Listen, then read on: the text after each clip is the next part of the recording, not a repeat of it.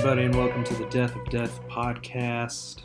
I'm your host, Nick Stewart. I have to give you guys an update on the case of the missing patio chairs. My upstairs neighbor told me that an older lady who also lives upstairs told her that she had been taking things from an apartment that got evicted.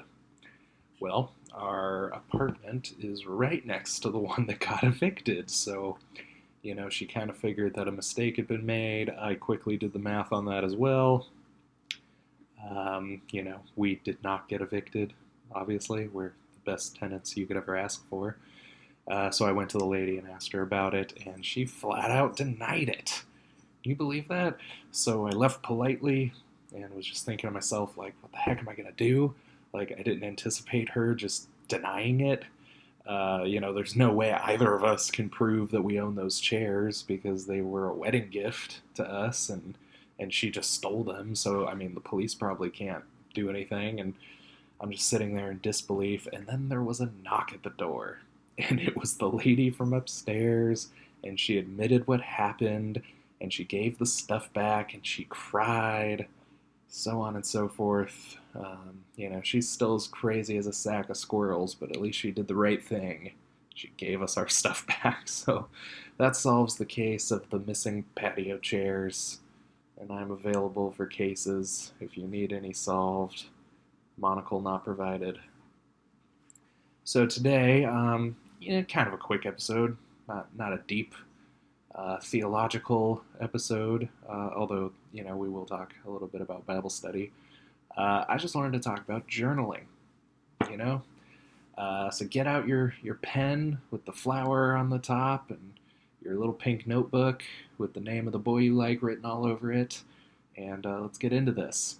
You see, that's exactly what I don't want. I don't want you to think of journaling as something that girls do in junior high. Not that there's anything wrong with that.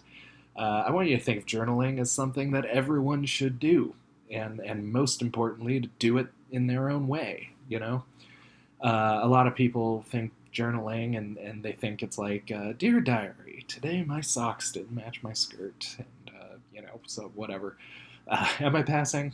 Does that sound like something a girl would say? I'm obviously out of step with that. But I think we've been conditioned to believe that it's a girly thing, and it can be if that's what you want it to be, but it doesn't have to be. Maybe it's a girly thing when a girly girl does it, but it doesn't have to be that way for everyone. I'm going to mention a few, famous people that have been journalers, and that includes General Patton and, Winston Churchill, and, not people that I'm, a fan of on like a moral level, but people that are definitely manly men and accomplished a lot in their lives, and they were not necessarily doodling flowers and talking about what clothes they wore or something. So I just want to say that up front to kind of get your mind adjusted to the fact that journaling may not be what you think it is right off the bat. And I think that's actually the heart of anyone's apprehension to get into journaling. It's not for anyone but you, and that may sound self-centered, but, we're going to talk about Bible study later, so it's not as if it's like this self-centered, man-centered thing. But I feel like one of the fatal flaws with journals, especially when you're first getting into it, is that people tend to write them as if they're going to be read one day, and that probably won't happen. So you're writing something that's not really for you because you're basically writing with an audience in mind, and then no one ever ends up reading it, so you're essentially writing for nobody. But if you were to write just for yourself, for your own reference, for your own edification, for your own progress, if you will, then then it would actually serve a purpose. When you think of everyone who has ever written a journal, and how many of those journals have survived and have been published and widely read, it's a rounding error. Very few journals in all of history have ever been read by anyone but the people who wrote them. Your journal will probably not survive. It might not survive to the end of your lifetime, much less beyond that. I can imagine my, large stack of journals just sort of ending up in a box somewhere and then ending up at a bookstore someplace after I'm dead. I'm sure no one's even going to look through them. You are probably writing something that no one else will ever read. But do you want them to? Do you actually want your private thoughts aired out for the whole world to read? You might think you do, but you probably don't. So I just want to say up front, again, just kind of a clarification to kind of orient our minds properly. As selfish as it might sound, it is something just for you, and so it is kind of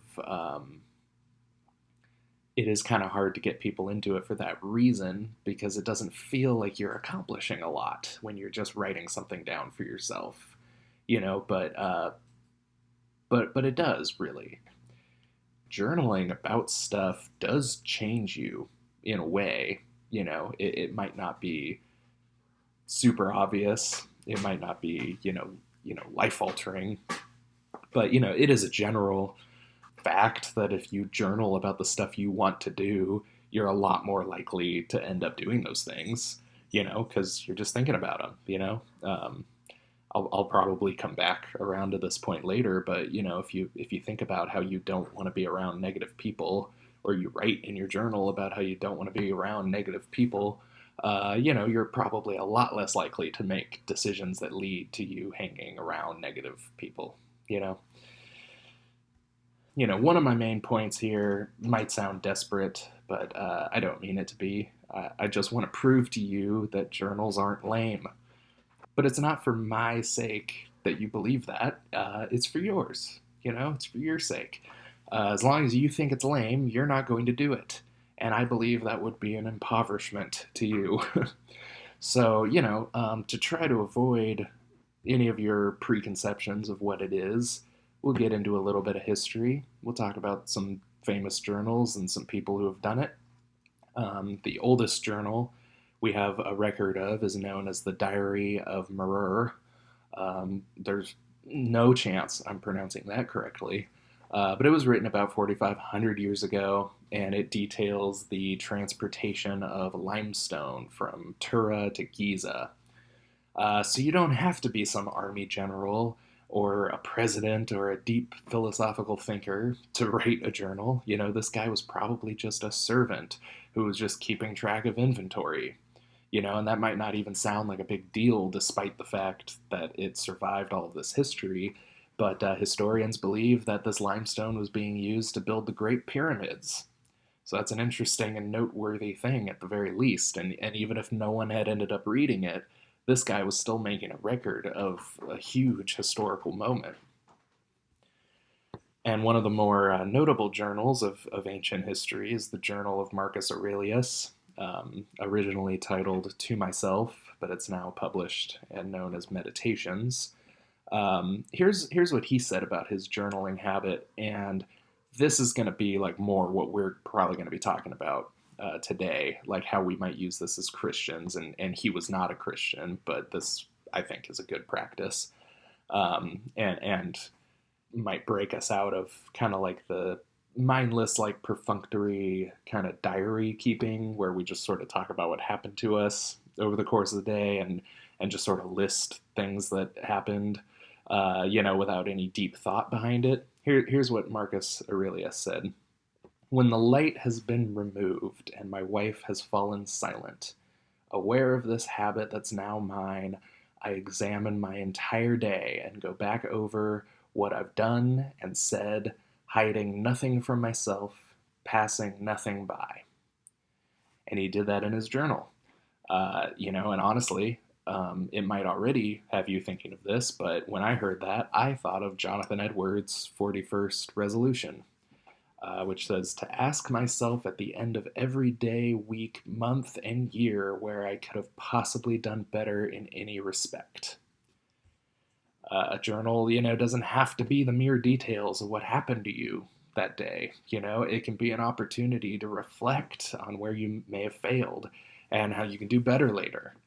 And that's not, meant to be some self-improvement, self-righteousness, self-salvation, works-based salvation thing. Tell me honestly that you see no value in assessing yourself and trying to improve.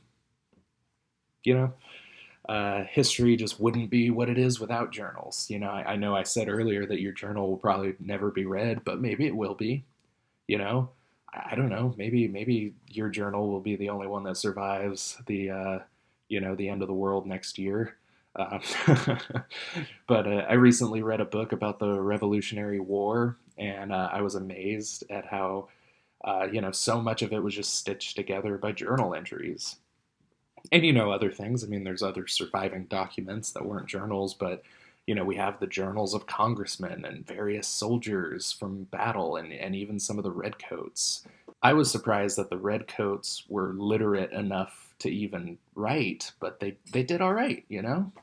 I don't know how you write with an underbite. I'm still trying to figure that out. But, we have journals from George Templeton Strong and Mary Chestnut that bring to light the realities of civilian life during Civil War. You know, um, Self-exploration, later on in history becomes a little bit more prevalent in journal keeping.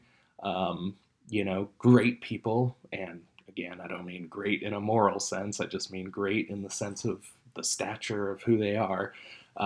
Great people have kept journals throughout history, and they all kept them in very different ways. And that's one point I'm trying to make today, is to show you that it's not lame. Whatever your preconceptions of journaling is, it's not that. Another thing I'm trying to convince you of is that you can do it any way you want. It's not this rigid, structured thing where you have to do it a certain way. You could do whatever works for you. So John D. Rockefeller kept a journal that he referred to as Ledger A, and in it he detailed every single one of his expenses. And and that sounds boring as heck, right? But he would go back over these notes meticulously, and he would hunt down any discrepancies in them, even if it was just a few pennies. And that's the richest man who ever lived. He saw the importance of noting things for future reference, going back over them later in order to improve. George Patton, like I already mentioned, kept a journal through most of his life, especially during World War II. You can actually buy this and read it in a printed form, but he kept a journal more aligned with what we might think of as journaling. And in one entry, he even lamented over the end of the war with Japan, and he stated that he had lost his usefulness to the world. Patton got a little more personal in his journal than you might expect someone like that to do, and he said things that he probably wouldn't say out loud or around any of the troops that were under his command. And this gave him the opportunity to think through things without compromising people's view of him and remain looking like the man with a plan. Benjamin Franklin was a well-known journaler as well. He used to keep a journal to keep track of how he spent his time. He cared a lot about time management. He had a schedule in there for all the things he planned to do on a normal day, and he would note what he actually did and made the necessary corrections. He understood that time is a precious resource. We should give as much attention to our spending of it as we do our finances, and I think more so. He questioned the value of how he was spending his time, which is a very important thing to do. And he started each day by writing, "What good shall I do today?" And he ended each day by writing, "What good have I done today?"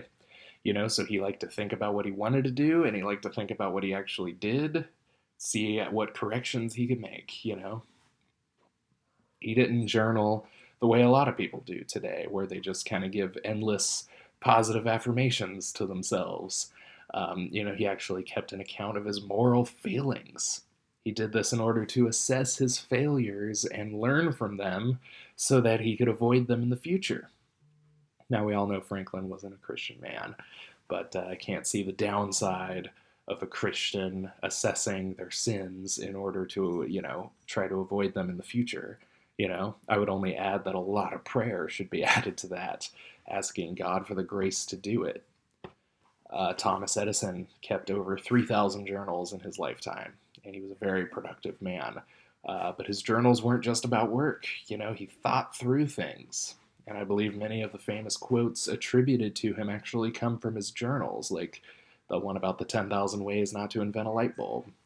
And he also drew pictures and even recorded how he spent his leisure time. Winston Churchill and Ernest Hemingway were both avid journalers. So this is something that a lot of what you might call great men have done throughout all history. I have a friend who's been dealing with extreme anxiety lately, and I didn't, pitch journaling to him as like this cure-all, but I did tell him he should probably keep a journal and that it might help. And, this is a guy who thinks deeply about things, and getting those thoughts out on paper would probably be a lot better than letting them, swim around in his head until he comes undone, But he basically told me it was gay and moved on with his life. And that's fine. It's not a cult. It is for some people, but it's not for me. I myself am a non-denominational journaler, but it's not a cult. Like, I have to keep pushing you to do it, even if you don't want to. I just want to tell you that it's an enormously helpful tool that you can choose to use or not use, and you can use it in so many different ways. You can do whatever you want. That's the thing about journaling. I'm going to talk a little bit about what I do, just to give you ideas to get you started. If you don't journal already. If you do, it's probably still interesting. I like to listen to how other people journal, but to just say you don't like it is kind of like saying you don't like Netflix. Well, it's like, surely there's something on there for you. You can't just say you hate movies. You just need to find the right kind of movie that works for you. I used to keep 2 composition notebooks in high school, one for journaling, one for songs, but now I keep everything in one place. I find a lot of value in having all sorts of different things in one notebook, just anything you can think of. My one journal might have songs, might have task lists, it might have thoughts for the day, it might have quotes, ideas for upcoming podcasts. There might be a diagram of my living room so that I can figure out how to place the furniture in a more convenient way. True story. That's in one of my notebooks. The important thing is to get whatever is in your head onto the page so you can step back and assess it. And at times, getting those things out of your head onto your page helps you focus more on something else in the moment. A group of guys from my church and I are going through Proverbs together, and reading about wisdom has really urged me to think more deeply about my actions and my thought process. If God cares about every idle word that we speak, which he tells us will be judged on the last day, then surely he cares about what we do and how we think. So in an effort to conform my thinking to the way that God wants, I've been incorporating things into my journaling every day that will challenge the way that I think and I act, and also encourage better thought and action in the future. And again, I'm not doing that in like a self-improvement way. I'm just writing these things down and assessing where I fall short of God's perfect standards, and praying that he would conform me to the image of Christ. Speaking of, I also write prayers down on the page. There's nothing wrong with slowly, thoughtfully writing out what exactly you're asking for in prayer. And it also helps you to see that, maybe you spend a little too much time in prayer asking for things and not enough time exalting God. And that can form your habit of prayer elsewhere. Like, next time you're asked to pray out loud in a group setting, you might just naturally spend a little more time exalting God and thanking him, not so much time asking for things, because you're forming that habit alone in your journal. So at the end of every day, this is what I do at the end of the day. I'll talk about some other stuff that I do throughout the day, but this is how I end my day. I write what was good and why. And this forces me to think over all the ways God has blessed me, helps me to maintain a grateful disposition of thanksgiving. And the why part is important. You have to list why, because it gets you to think about why you love the things you love. Why did I like having 2 hours of downtime? Is it because I'm lazy? Or is it because I use that time to reflect? It's important to know why you liked the things you liked. And then I ask what was bad and why. And this gives me the opportunity to step back and see what I deem to be bad things, even if oftentimes they weren't all that bad, and it can show me that. And it shows me that the bad list is usually way shorter than the good list of things that happen to me. And God's blessings often outweigh what I think are bad things. But the why part here is even more important to the bad things than it is for the good things, because when I'm forced to answer why I considered certain things to be bad or negative, it shows me if I'm thinking rightly about those things. Sometimes it shows me if I have a sinful thought process about those things. Like, why was it bad that I woke up at 8 instead of 5:45? Because I'm better than that? Because I'm too good or too important to sleep in? Because God won't love me if I don't get up early and be more productive? See, I would never say any of those things. But simply asking the question causes me to see where I'm failing in my thought process and then realign it with a more biblical one. Sleeping in was bad because time is a precious resource given to us by God. Sleeping in was bad because I didn't use my time well, and I want to use my time well. It displayed a lack of discipline. Sleeping in was bad because I could have been reading my Bible or praying. It was a misuse of my time given to me by God. See how much better it is to think through these things and have thoughts like that rather than thoughts that glorify this ideal of myself in my head that doesn't actually exist. And that, for the record, was just an example. Like, I don't actually think of myself that way when I wake up late. I don't think I'm like too good to do that. I was just trying to think of some way to frame it for you.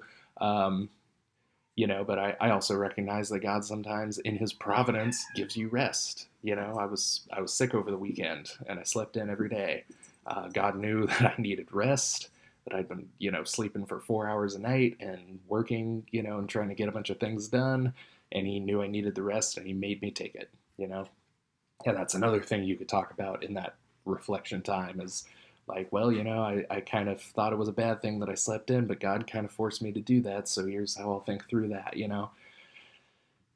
So, seeing a list of all the bad, quote unquote, things that happened to you that day, also gives you a chance to assess what was your fault, what was completely out of your control, submit to the sovereignty of God in those things, I end this time by asking, what will be better tomorrow? And this sets my mind to righting wrongs, planning to spend my time better, trying to think about things differently, change my thought process. Was the way I was treated perhaps deserved in some way? And if it wasn't, does it cause me to pay more attention or to be more careful in the future? And affecting your thought process, when you have time to think through these things, when you have time to really plan out your day or really think through why you think about certain things the way that you do, there is this sense in which journaling affects your mindset. And it's not like a law of attraction thing where the more you think it, you'll like manifest it in life. It's just more along the lines of like what you fill your head with kind of tends to affect how you live. That's why you want to fill up as much journaling time as possible with your Bible, as well as your whole day. You want to fill up as much time as you can with your Bible because it affects your thinking and your acting, and it reveals God to you. Journaling is immensely helpful for your Bible study. Write out portions of Scripture word for word on the page. It'll cause you to slow down and really see everything that's being said. I can't even describe to you how much more I've gotten out of my Bible reading when I sit and write down word for word certain verses or passages or chapters sometimes. You can jot down your observations, ask questions. This gives you a reference of what you actually have to learn about the passage you're studying. Then you can go searching for those answers and then come back and write them down. And if you forget, which I often do, every time I read through the Gospels, I have the same questions every time. I think, like, how many times have I looked up this question? I keep forgetting it. You can go back to the page and use it as a reference, and you can just quickly relearn the things that you forgot. I also take notes at church on Sunday mornings. That's been a habit of mine since at least I started going to King's Cross in 2017. Here's the secret to great note taking. I wasn't going to do this, but I think if you don't, take notes or don't journal or whatever, I think this will be interesting. It's called the Cornell method. That's how I take notes on things. Don't use it for regular journaling, but if I'm taking notes on a specific thing, this is what I use. So you're gonna draw a horizontal line about 4 lines from the bottom of your page, assuming that your notebook has lines. It's the same deal if it's graphs or dots or whatever. So you're gonna make maybe 2 inches from the bottom. It's about 4 lines. I hope you're able to visualize this. And then you're gonna draw a vertical line about 4 dots or boxes or whatever from the left of the page. So you're going to have kind of a small vertical column to your left and a small horizontal section at the bottom. And now the rest of the page is where you're going to take your notes. That's going to be the main part of the page. Most of the page is empty, and that's where you're going to do. You're going to take your notes. You're going to use the left column for any questions that might not be answered by the thing you're taking notes on. In my case, the sermon. If you have unanswered questions, write them in the left-hand column, and then you can go do research in the future. Then at the end, you're going to try to summarize the entire sermon in 1 or 2 sentences and write it at the bottom section of the page. Because not only is this a test of how well you've been paying attention, it also forces you to think over everything you just heard. If you had to summarize a 45-minute sermon, you are going to think over everything in those notes and figure out what's the most important information, how do you summarize it. It just gets you to think about these things more deeply. If you're a visual learner and everything I just said is useless, I'm going to link to some things in the show notes that will show you what I'm talking about. But so Sunday afternoon, I can go over those notes, and after I get home, and look up things that I wrote down in the left-hand column and just kind of reflect on the thing as a whole. I try to draw a picture in any leftover space, a little sketch of something, because it helps, kind of work a different part of your brain and gets you to kind of take a step back from the notes for a minute and kind of, just listen more. I'm not a good drawer, never have been. It's all the more reason to do it. Force yourself to do things you're not good at. And if you still have some leftover space, then take like an important quote from the sermon or something, or anything, and just write it bigger and draw like a cool box around it or something. Just use up that space. Figure out a way to get your brain thinking about about this on different levels. So if you don't keep a journal, then by this point you've been exposed to a lot of ways you could be using one. But you aren't yet, If you want to get started, I recommend one with a dot grid. The Lectern 1917 from experience has been really good. Moleskine has a lot of good ones. You can even use the old composition notebook like I used to do. I'm still a fan of that, for the record. The beauty of it is that you don't have to actually do it exactly like anyone else. I just wanted to give you some tips that I find most helpful to get you started. Or maybe you're already journaling and you were looking for some new things to do to switch it up. But either way, you don't have to use anything I mentioned. This is just to get you headed in the right direction. Doesn't really matter what you write on or how you write it, just matters that you do. I'm a fan of journaling, and I think that there's something useful about it for everyone, so you just need to figure out what helps you and what is a use to you. So I think that's it. Kind of a quick one this week. Kind of not. I don't know.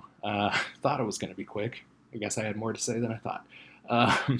If you have any journaling tips that you find helpful that I didn't mention, then why don't you shoot me an email at contact@deathofdeath.net. I will read them on the show next week.